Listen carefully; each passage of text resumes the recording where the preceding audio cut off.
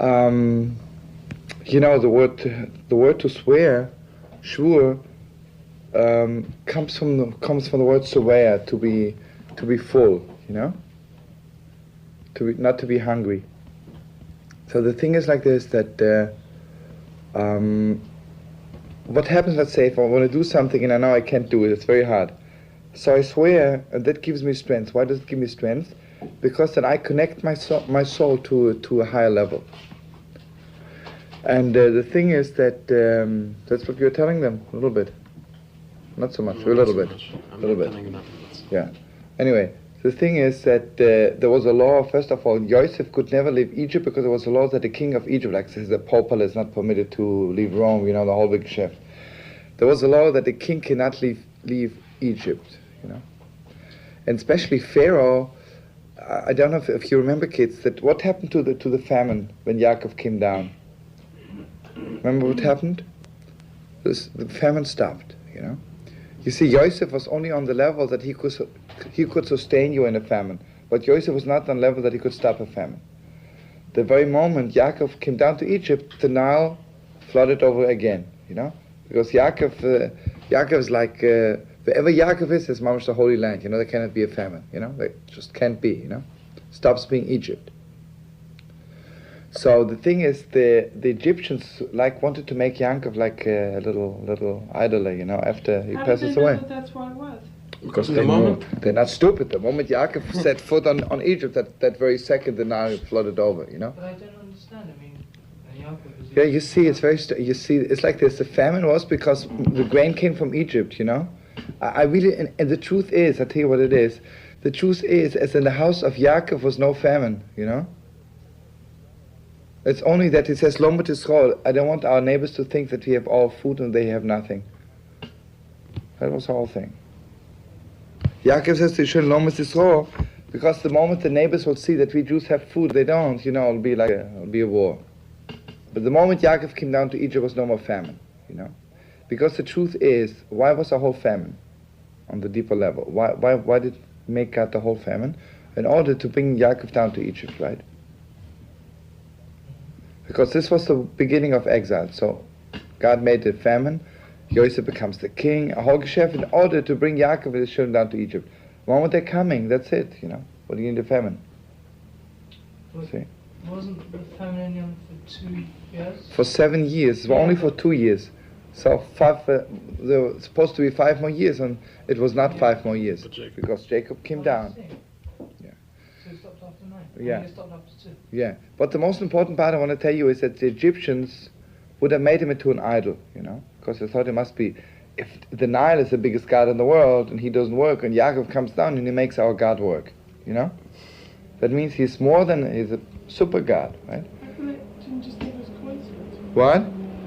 How comes they didn't what? Just think it was coincidence. I can't figure out, you know, like, Coincidence. people come and go across. We're not stupid. No, that's, you see, I tell you what, let's put it this way, you know, during the 6-Day War, everybody knew it's God, right? About 2 or 3 years later, they start thinking, maybe, you know, it was not so much God, right?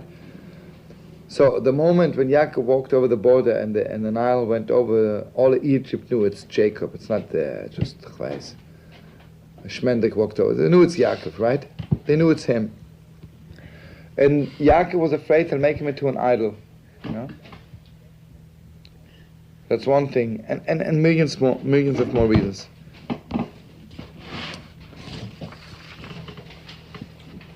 But anyway, Rashi says, did you read the Rashi Loma Parashat Vayechi? That's very strong. Did you learn the Rashi? Which one? First. Right, the first Rashi. You know, always between every portion in the Torah there are always a few little space. Between Vayechi and Vayechi there's no space. Because when Yaakov died, suddenly there was no space left. And I want to tell you something very deep. This is very deep. Why is there always a space between one portion and the other? It is because in order for people to think, you know. So you end one portion, you think a little bit, you know. Then you learn something new, right? But when it comes to the portion which is the beginning of the exile, there's nothing to think about, you know. Because it's beyond everybody's conception. There's nothing to think about, you know. There's nothing to feel about, nothing to think about, because you don't understand it, you don't know what it is. Or in even deeper words, exile means that I stop thinking and I stop feeling. This is exile. Not to be in exile is everything I'm learning, I'm adjusting it, Now I learn this, now I learn this. And if I'm exile learning, I'm reading the portion, right? But it's still exile learning because I don't think and I don't feel. Because, let's say for instance, if I would eat food and still be hungry, that means it's real exile eating, right? Because eating doesn't help.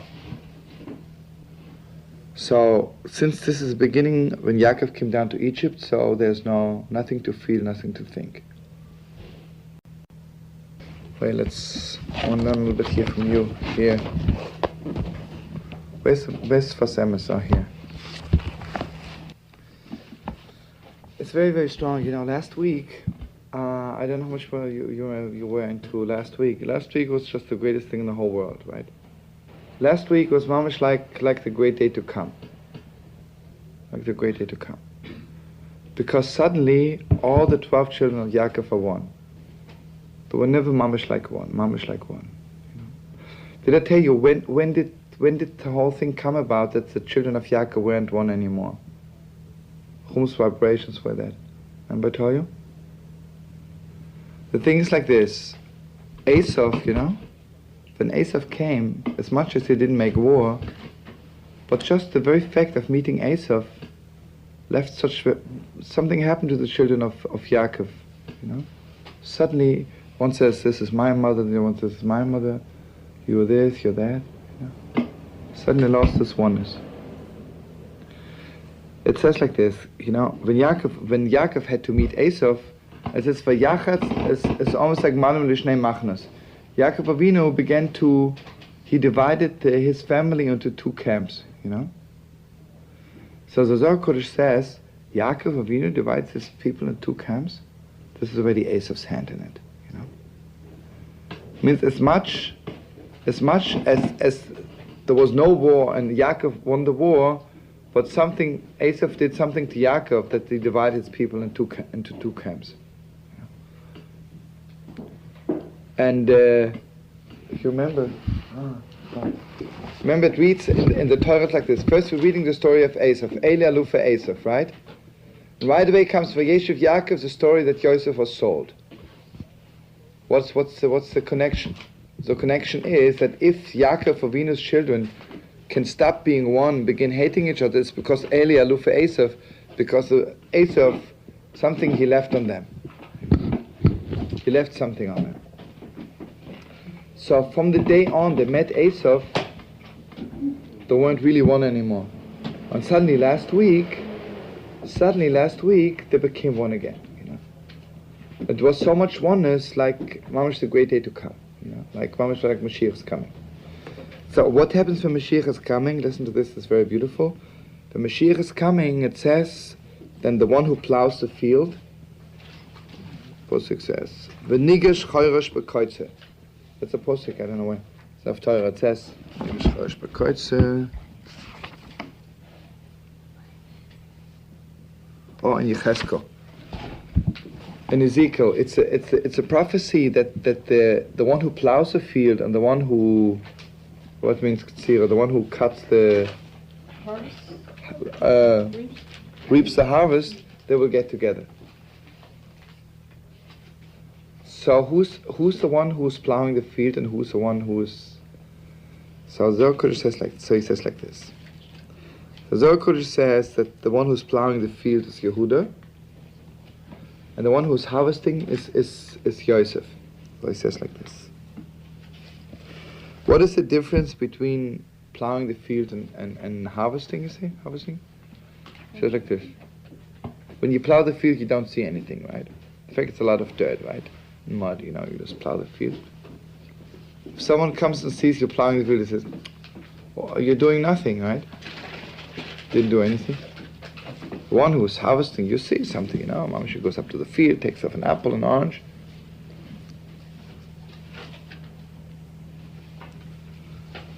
But he says the truth is, why is the harvest so good? Because because the one, when he plowed the field, he was crying so much over the field that later on the harvest is growing. It's really the prayer of the one who's plowing the field. Especially you have to realize that when he plows the field, he doesn't see anything, you know. Mama, she works so hard and nothing. And maybe half a year from now something will grow, you know.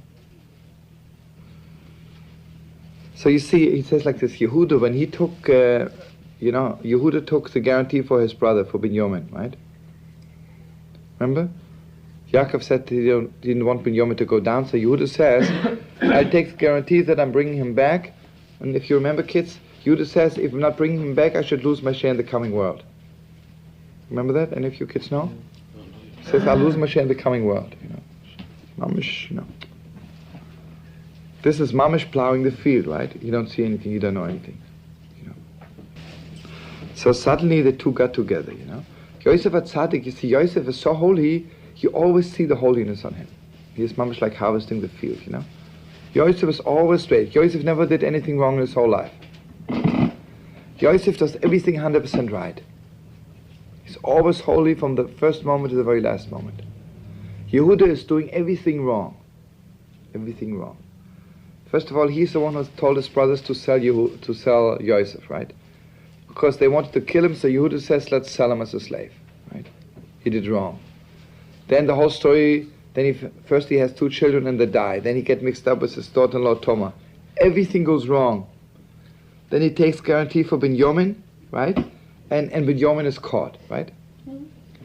Everything he did in his whole life is always wrong, right? He always meant well, right? He meant top, right? But you never see anything good coming out of it. You know?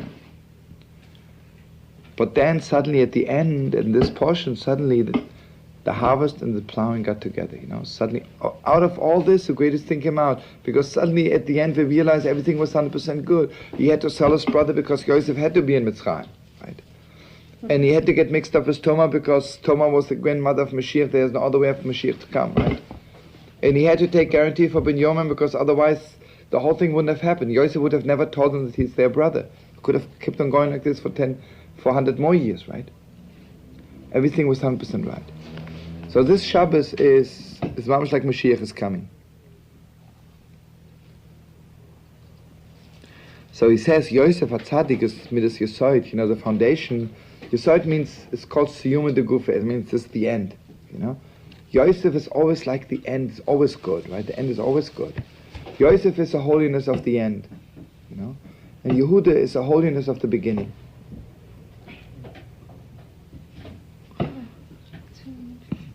It's very deep, you know.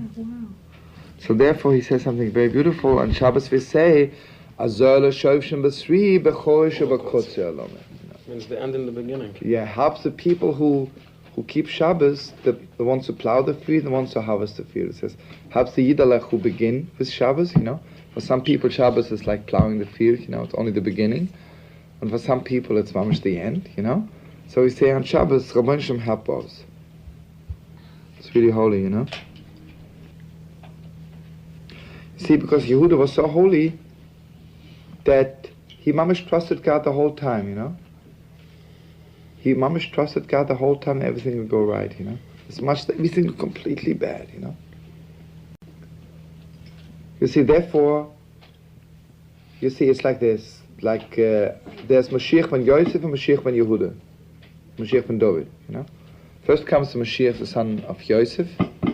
And then the Mashiach, because, you see, but first someone has to come to the world and show them what's really good, you know. The world doesn't know anymore what's good is, you know. So first comes Mashiach ben Yosef, who never sinned in his life, and he teaches the world what it is to be good, you know. You got to show the world, at least one human being, this is how we should be, right? That's Yosef. And then comes Mashiach ben Yehuda, and he teaches the world that even all the people who just plowed the field, never saw anything good, everything was also good. You know? That means all the people who worked so hard in their life and everything went wrong. So they think we didn't do anything. So he shows them later on that if Yosef, all the harvesting of the field was only because of those little Yehuda who did everything wrong. You see, it's like this. Did we ever learn about those two Mashiachs? No, not so much. Yeah, sure, many times.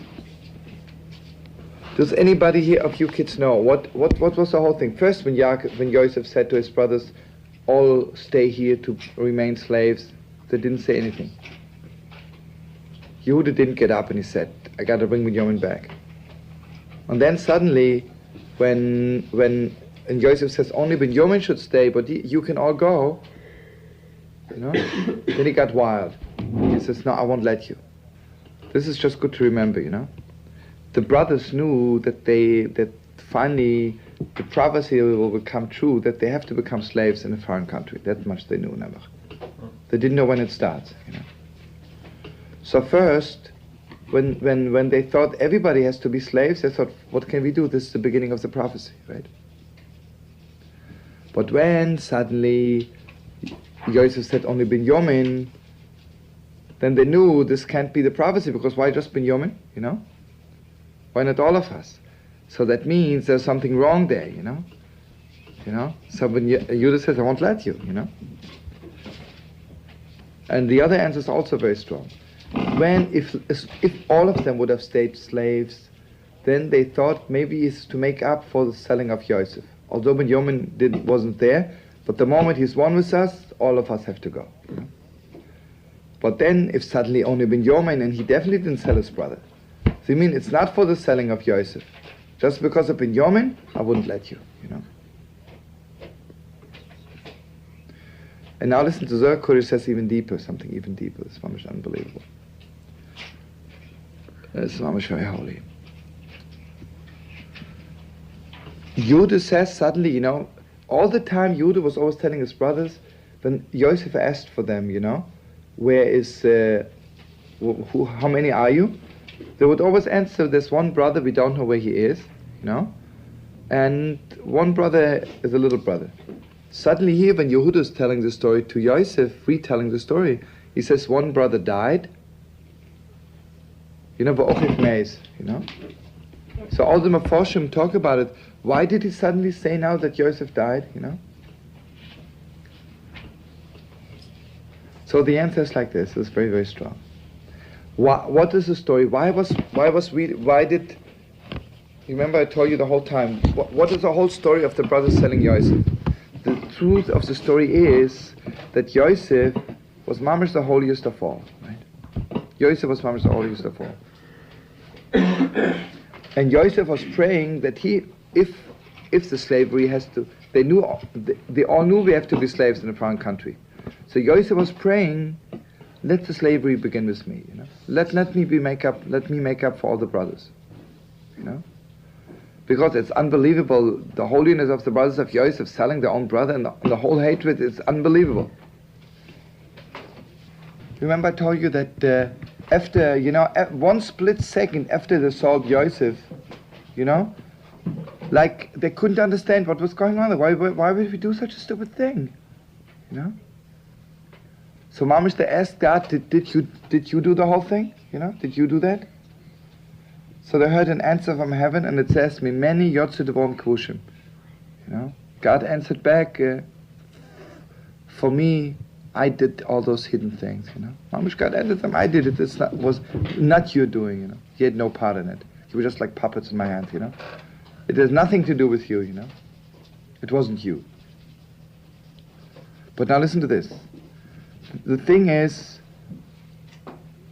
the thing is like this. That suddenly they realized, after the whole thing, after they realized that suddenly it occurred to them, they understood that Yosef is so holy, he is the top holy man, and he is the one who is a slave for all of us, right? And does anybody of you know who was like, instead of Yosef, when Yosef left, who was taking over the holiness of Yosef, Binyamin, Because the children of Rochel are super holy, You see, the children of Leah, like Yehuda, their strength is they're super criers, They're super davening, they're the strongest. Yehuda is the biggest davener. Like David HaMelech made Tillim, right? He's the top daven man, He cries like from one corner of the world to the other, Yosef had Tzaddik's strength is Mamash's holiness. So when Yosef left, Binyamin took over. Now listen to this, very beautiful. So the very moment suddenly Binyamin becomes a slave, That means suddenly they realize Yosef died because someone has to be a slave in order to fulfill the prophecy. So if suddenly Binyamin becomes a slave now, that means Yosef must have died somewhere this minute, and Binyamin is taking over. You know? So the moment Yosef said Binyamin has to be a slave, they realize Gewalt. Not only Binyamin has to be a slave, that means somewhere Yosef died. You know? So he says, "V'ochif meis." Okay, way out. Do you know, kids, that for the 17 years, Yosef never visited his father? Do you know that? He came only when everybody was there. Can you imagine? Yosef and Yaakov wanted so much to talk to each other. And especially Yosef was learning with him the whole time private, you remember? Rashi says, what does it mean Yaakov loved Yosef more? That means he taught him extra things, right? He was learning with him extra. So Yosef, the whole time, he never went to visit his father alone, because he was afraid that his father asked him, how did he really come to Egypt? Tell me the story. And do you know, it's really way out, I don't know if you know, what happened when the brothers sold Yosef as a slave? Do you know what they did? You know how holy they were, on what level? They made a vow, and so to speak, they took God into the vow. They mamash made a vow on the whole of creation that nobody has permitted to tell anybody that they sold him. No? You know that? But, no, I mean, not to nobody. They made a vow, and they included God in the vow. That means, I make you swear, that nobody's permitted to tell Yaakov that they did it. You know? So to speak, God was silent. He didn't say anything, right? So he agreed, right? So God promised, so to speak, not to tell. Yosef was there. He didn't tell. Nobody told him. So Yosef knew one thing, you know, I cannot lie to my father, you know. When he asked me, I have to tell him. So the only way of getting away from it, so I never spoke to him. What was the whole thing about? This is very, very strong. You know, when you do something wrong, then how do you make up? With that very, very thing you did wrong, you have to do right. You know? Imagine if I'm the biggest miser in the world, how do I make up? I give away all my money, right?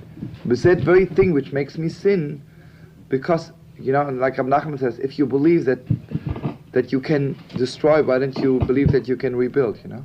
If money can make me sin, then money can make me do good, right? Anything in the world, you know, if an apple can make me sin, then an apple can make me repent, you know? Anyway, how did the whole thing come about? What did Yosef do wrong, a little bit wrong? Because he told bad things to his brothers, to his father, you know? But the real truth is, he didn't mean, God forbid, to say bad things, because he just thought they're not right, and they won't listen to me to correct them, you know? So you got to tell Yaakov he should correct them. But anyway, he was wrong, right? But that means he was not careful with his words. He was not so careful with his words. So in order to do Teshuvah, what do? You are extra careful with your words, right? About his brothers, right? Meaning to say, the last time he did wrong by telling his father things they didn't do. So what was the Teshuvah? Not to tell things they really did do, you know? So the Teshuvah Yosef did for telling bad things to his father about his brothers was by not telling his father that they really did it, you know.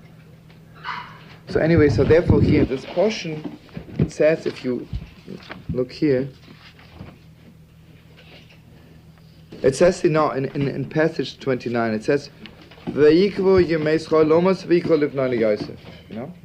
So the Medrash says, suddenly, you know, Yaakov was dying, so he said to Yosef, for whatever reason you haven't visited me for 17 years, but right now you gotta come because I'm dying, I gotta talk to you. Does anybody know, this thing is, what happened when Yaakov said to Yosef, please bury me in the Me'oras Machpelah, you know? How do you call Me'oras Machpelah in the cave? What? The cave. In the cave, yeah. So what did Yosef tell him? So Yosef asked him, why didn't you bury my mother there? You know? You're asking me, a son of Rocha, that I should get you back from Egypt to the Ma'oz Machpelah, you know? Why didn't you bury my mother there? So, Yaakov Avinu, you have to realize one thing, you know? The last few days of Yaakov, you know, we have no idea. I wish we'd have more, maybe we still have time a bit tonight. Anyway, listen to this, kids, it's just good to remember. We have to go into a little bit deeper later on. That this portion of the week is mamish like Yaakov before he's dying. He is mamish like, you know, there's a Kotzker saying very strong. Kotzker said like this: when a person comes to me, you know, first I gotta clean him a little bit, you know, clean him a little bit.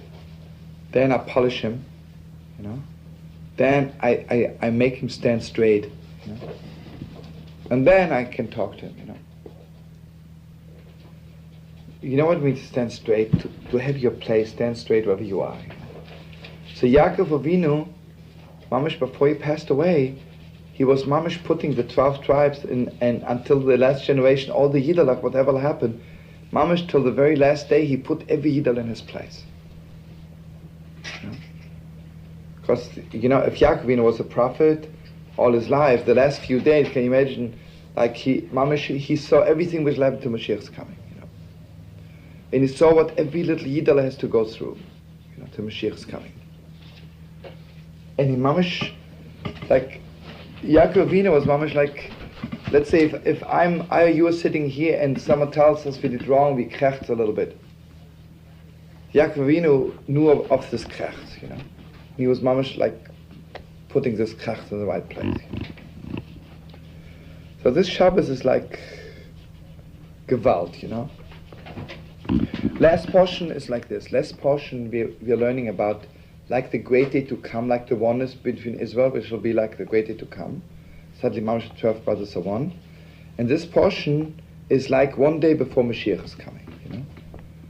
Like Yaakov Avinu puts everybody in his place. Very, very strong, very, very strong.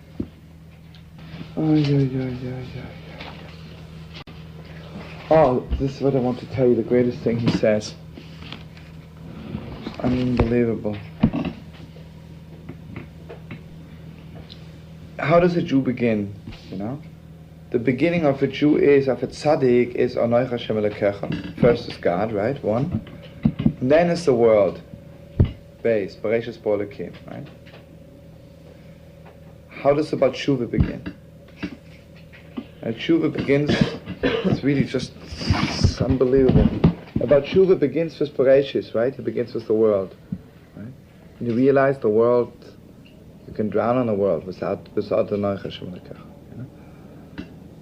So, its Tzaddik is Av, you know, Aleph Beis, you know, first the Noach Hashem Elokecha, and then Bereshis Bo. And the Bat Shuvah is boy, you know, bo, you go, you know, Beis Aleph, goes back, you know. It's very holy, it's tremendous, you know. Things just unbelievably deep, you know. The Bat Shuvah begins with the world, you know, so you tasted the world first, right? At Tzaddik is first, you know, there's one God, and he tastes only the world in accordance with Anoich Hashem Elokecha, right? The Bat Shuvah tastes Bereshis Bo Elokim without Anoich Hashem Elokecha. And he realized that the world without an Aleph, you know, bad scene, right? You drown. And he goes back to the Aleph, you know. It's mamish Gewalt. You know, this is all from Leibele Eiger, you know. Remember I told you about Leibele Eiger? The best Yaakov's. He was his biggest Talmud. What happened when Yehuda stood before Yosef and he says, you know, he wasn't standing before Yosef because the Mamash was standing before God, right? And he saw this the end of the world, right? He saw that he lost his share in the coming world. Because if Binyamin is staying, and he cannot go back to Yaakov, because how can he go back to Yaakov and tell him, I didn't bring Binyamin with me? So, you know, it's like he might as well commit suicide. He has nothing to do in this world anymore, right? He has absolutely nothing to do in this world anymore. So he realized my whole life, everything I did was wrong. Everything I did from the beginning till the very last was everything wrong. Everything was wrong. So what did he decide? At the end it says, Eich ele el ovi, how can I go back to my father? So to Yosef, the official meaning means, how can I go back to my father Jacob? But the real meaning of it was, how can I ever face God? What can I tell God? I did everything wrong my whole life. Isn't that like what Yaakov says? It's like the highest Teshuvah, did everything wrong. So that's what it is, what I'm coming to. That's the whole thing. So when did Yehuda reach the level? When did Yehuda reach the level of Mashiach? When did he reach the level like Mashiach level? Because Mashiach is the son. When did he reach the level? That was the moment when he reached the level of Mashiach. Before he was also holy, great king, but he was not on the level of Mashiach. When did he reach the level of Mashiach? When he realized, Mamash, everything I did was wrong. Everything till this very moment, everything wrong. There was Mamash crying to God, what did you put me in this world for? If everything is wrong. And with this big Gewalt, Mamash, he changed the whole history of the world. Suddenly everything was right, Suddenly God opened the gates and showed him that everything was right. Not only it wasn't wrong, everything was 100% right. So this is Teshuvah, You have to realize, I want you to listen to something very, very deep. The truth is that it says, V'Yisrael always Yosef, that Yosef was always the favorite of Yaakov, right? Suddenly, in the Brochas, we might learn, if you have time to learn later, in the Brochas, this Shabbos, suddenly Yaakov says that the kingdom is Yehuda, right? Why did suddenly Yaakov? Because at that very moment, when Yehuda was crying, Imamish reached the highest heights anybody can ever reach, higher than Yosef. Yosef is all his super holiness who never did wrong, Until that very moment, Yosef was really the king of the brothers, right? Until that very moment, Yosef was a super holy. He was the king. At that very moment, when Yehuda was standing before him, and he realized everything that he ever did was wrong, and he got to do Teshuvah, at that very moment, he reached the level of Mashiach, Suddenly, from that moment on, he became the king, So later on it says, Yehuda sholach lefonav goshno, suddenly, Yaakov realized that the real deepest depths, the savior of the world, the sustainer of the world is maybe Yosef, but the savior of the world is Yehuda. And he reached that level at that moment. So he says like this. Aleph is what's coming down from heaven, God is giving. And Beis is the word is receiving, right? Right? So he says like this. If my holiness is received from heaven, it's very holy, but it's not that holy.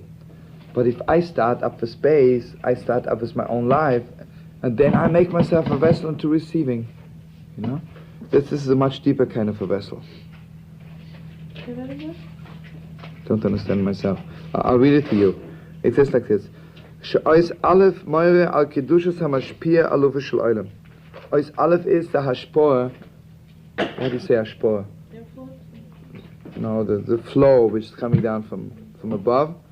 Ois Beis moire al hamekabel. Beis is the receiver. If you start from above, first flows like there's one God, and it's flowing down, and then Beis, the word is receiving it. But Yehuda started from the other way around, Yehuda realized that my whole life was wasted, So you know what that means? That he made the most unvessel-like vessel into a vessel, right? What happens if my whole life was wasted, right? Means I destroyed all the vessels, right? So he made all the destroyed vessels a vessel to the greatest holiness in the world. That's unbelievable, If it's Aleph Beis, then the Aleph comes from heaven, and Beis is a Beis, right? But if I go Beis Aleph, I start with my life. What do I do? My life is completely destroyed, right? The Beis is destroyed. The world is destroyed, There's no world. What I do, and I want to get the Aleph from the base to the Aleph. So what I do, I mamish take all the broken vessels and I make them into a vessel for God, right? I take my whole life, which was completely broken, destroyed, and I turn it back to God.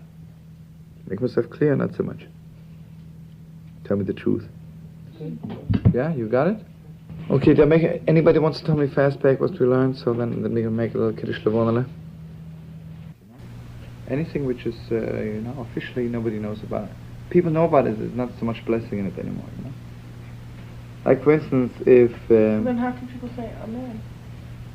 No. Let's put it this way. The Gemara, I'll tell you in what respect the Gemara says it. Let's say, for instance, the Gemara says like this: if I bring the harvest back to my house and I count every little grain, and then I says, please God, let the blessing be on the grain, you counted already, you have 2,000 pieces of grain, forget it.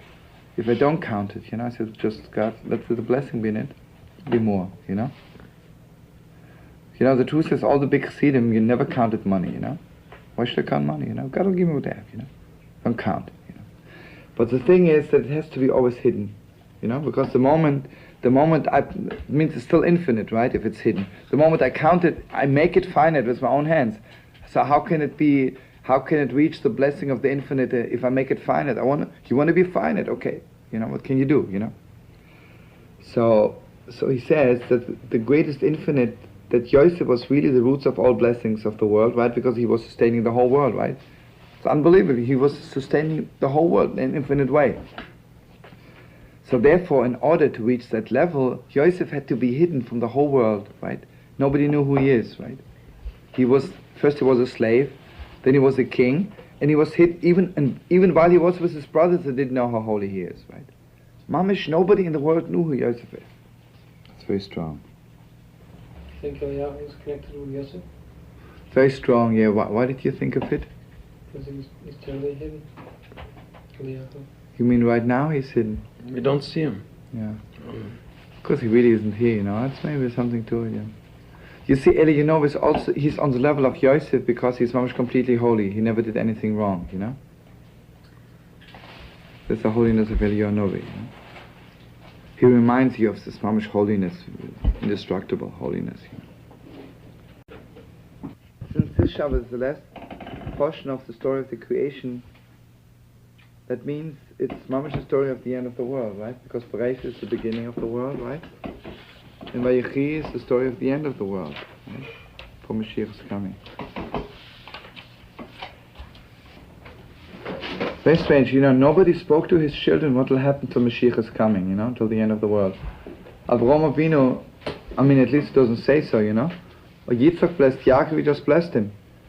Yaakov blessed his children, he was talking already what will happen till the end of all days, This and this portion. Kids, let's be Kiddush Levanah because everybody's like falling asleep. Never. You really should. I really think everybody should get into the habit. I hate to tell you what to do, but to sleep in the afternoon is really the greatest thing. But anyway, what he says is that the holy temple, only the outside is destroyed, and the light is not.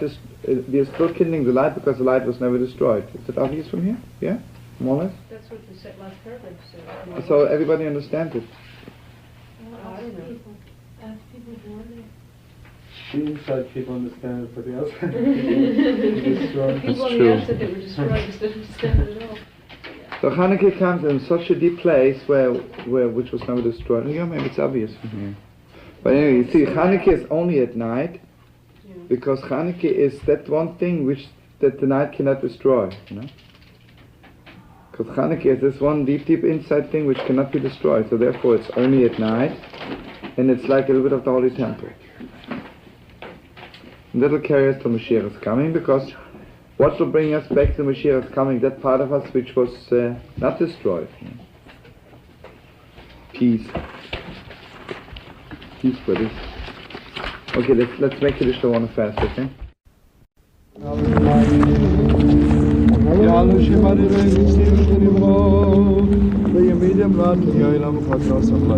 Come a bit closer, friends. Let's get together. The thing is, before we start making the bracha, person has to have to stand straight. Mamash puts yourself real straight, because otherwise you don't know where the moon is. You don't know where you are.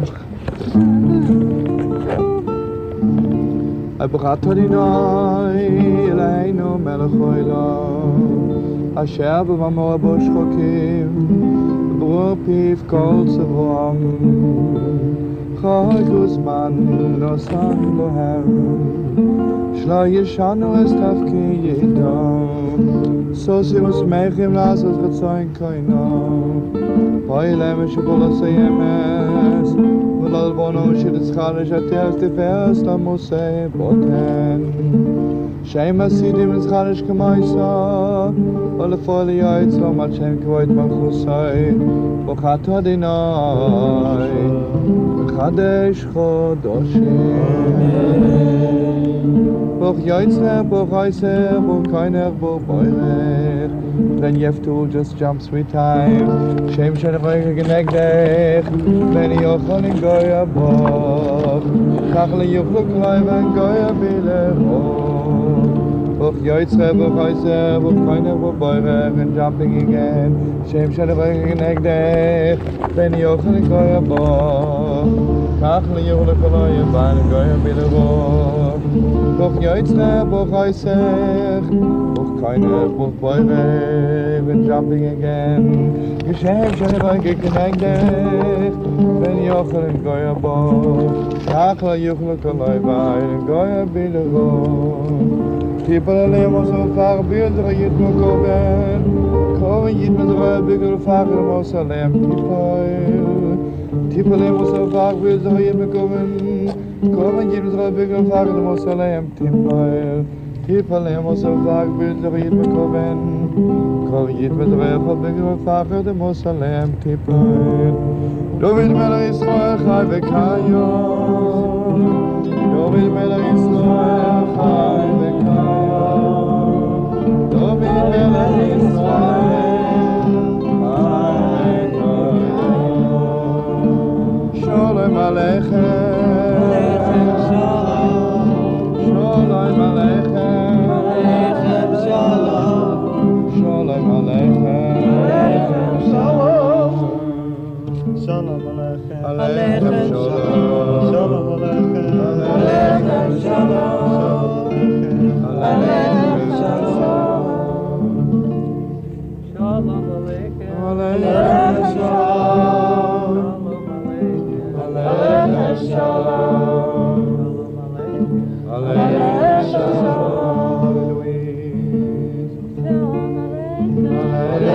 Aleichem Shalom. Aleichem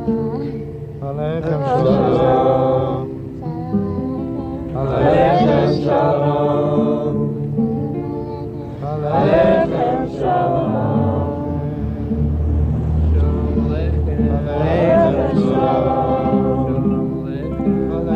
Aleichem Shalom. Aleichem Shalom. Aleichem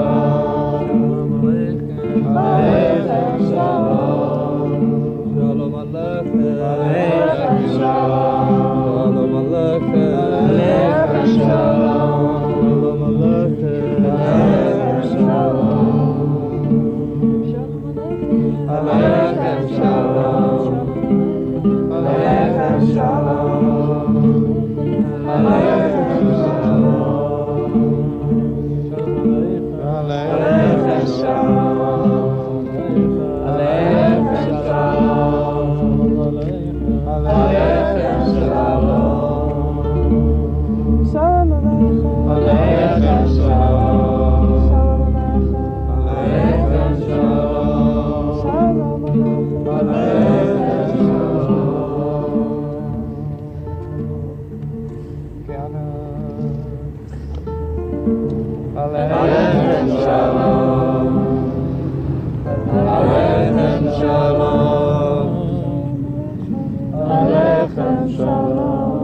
Aleichem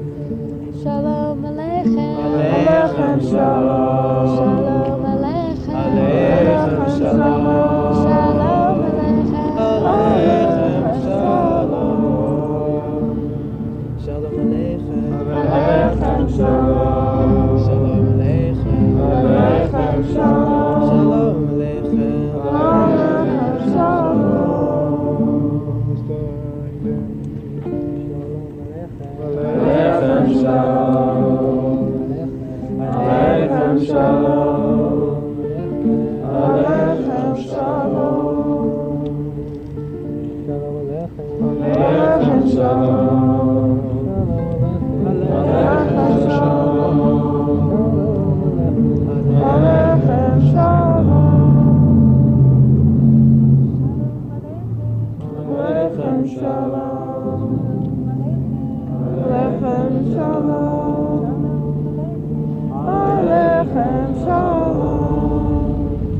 Shalom Aleichem.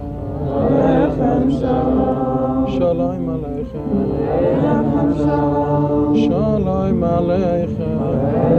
Aleichem Shalom. Aleichem Shalom. Aleichem Shalom. Aleichem Shalom. Okay, I'll say it for Sally. Shalom Aleichem. Aleichem Shalom. Shalom Aleichem. Aleichem Shalom. Shalom Aleichem. Aleichem Shalom. Okay, Moshe will say it for the baby. Shalom Aleichem. Aleichem Shalom. Aleichem Shalom. Aleichem Shalom. Simen Taivo Mazal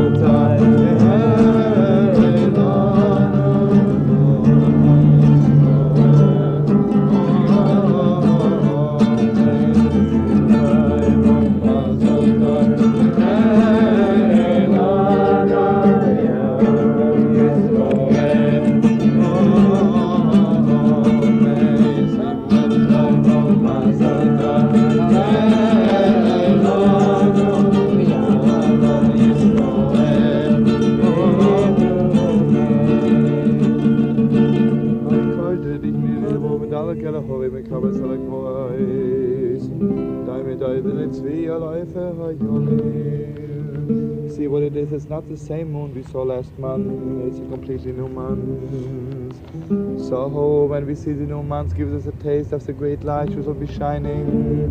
So therefore it says when we see the new moon, we already we can already see the great light jumping over the hills and over the valleys and coming closer and closer.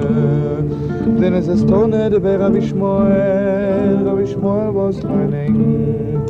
Ilmole loizoch ubnei Israel lahakbil nevim shmashmaim pamachas machodesh dayom. Rabbi Shmuel says if only once a month we would have been privileged to pray, it would also been the greatest privilege. Abaye, therefore Abaye says when you greet the new moon, here comes over the man, you have to be straight, you have to be standing, you have to find your place. Shila Malos Esein Elohove, Mayin Yuva Yezri, Ezri Mei Madinoi, Eise Shemayim Boreh, Al Yitem Amoid Raglecho, Al Yonum Shemrecho, Hin Al Yonum Lish Shem Yisrael Adoyne Shemrecho, Adoyne Tzilcho Al Yad Yiminecho, Yoyim Hashem Shli Yekek Yimreach Bolaylo, Adonai Yishmor Mikol Yishmeos Nafshecho, Adonai Yishmor Tzedek V'Yachod Yato V'Yadoylo, Adonai beginnes mit Shir Lehim Yichoneinu B'Vocheinu, Yoepono V'Tono Selo, Das Bosakecho B'Chol Goyim Yeshusecho, Ducham Kulam Yisma V'Randelum V'Yishudam Nishoy, Ulim Boas Tancham Selo. This is really this is like from all the Psalms and Film, this is like really like after Mashiach has come already, when all the nations of the world will come and praise God.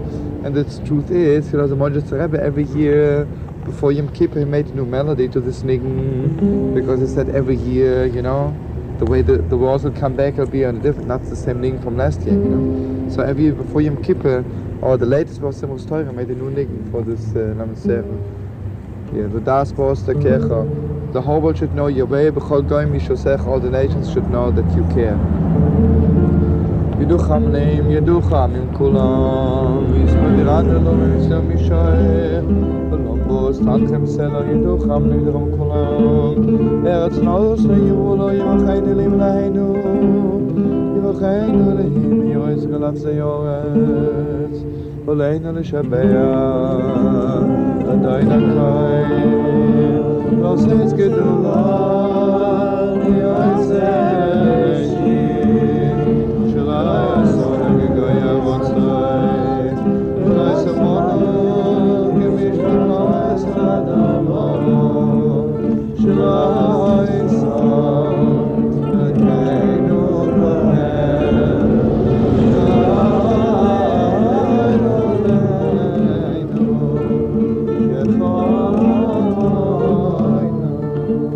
V'nachnu karim ומשתחווים ומועדים למיני מלך המלוכים הקודש ברוך הוא שנאי תשמע ויהיה זרות ויש כלום חודאינו עיניים וזבתנו וזרות שרים וגוסת רבם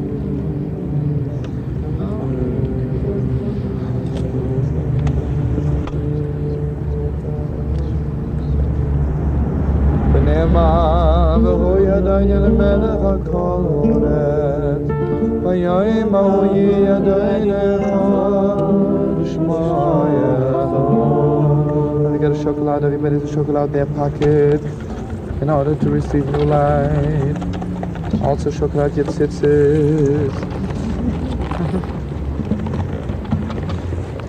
See, the only thing which keeps us from receiving new light because our pockets are so full, we have no pockets for the new light. Yeah. I know what you mean. I'm a lover,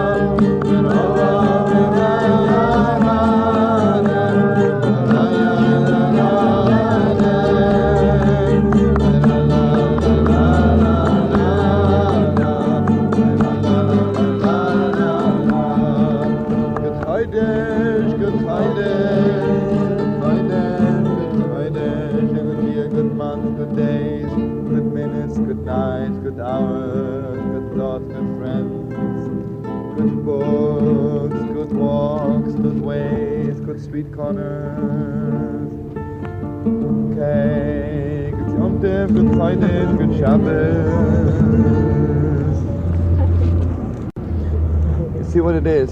This month's strange. You know that we literally we cannot live without holidays. You know. Yeah. Like Chodesh Tevis, we live from Chanukah, right? And Chodesh Shvat, we're already so downhearted that Chodesh Shvat in the middle we gotta have a little Chomish Osa B'Shvat. You know, we gotta have a little bit something. Then comes Purim, the greatest. You know. Strange. You know, every month we have something. You know. Do you know what's the story? I don't know if you know. Yaakov and Esav said to each other, okay, we'll divide the year. You know that? You know that? I don't think I told you. So, okay, so Yaakov says, listen, Chodesh Tishrei. Okay, you want to say Shalom Aleichem first? We'll answer you back. Aleichem Shalom. 3 times. Shalom Aleichem. Aleichem Shalom. Shalom Aleichem. Aleichem Shalom. Okay, good Kiddush, a good month to you. So anyway, Yaakov and Esav got together. They didn't get together, whatever it was. So they say, let's divide the months between us, you know. So Yaakov says, okay, Chodesh Tishri, you know, I can't give you. It's Rosh Hashanah Yom Kippur some Rostari, you know. Can't give it to you. Then Nissen, you know, we got out from Egypt, you know. I can't give that to you, you know. So someone of you has to keep track. So Tishri and Nissen, you know. Sivan, you know, Matan Torah and Mount Sinai, you can't have. Right. Macheshvan you can't have because the initiation of the first holy temple was in Macheshvan, you know? It's out. It's already Macheshvan. What comes after that?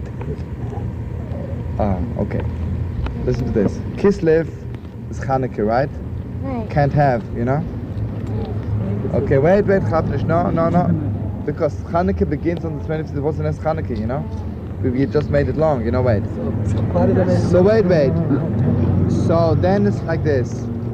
Eiger also, he didn't give him Eiger because Sfira So'ima, you know, every day, Mamash, we can't be doing mitzvahs, so you can't get him. So you know what he did? Chodesh Elul, he didn't get because he blowing the shofar every day, you know, how can Esav have found this? Now listen to this, what the end was. The end was that Esav took 4 months. He took Tevis and Shvat. He took Tammuz and Av, you know.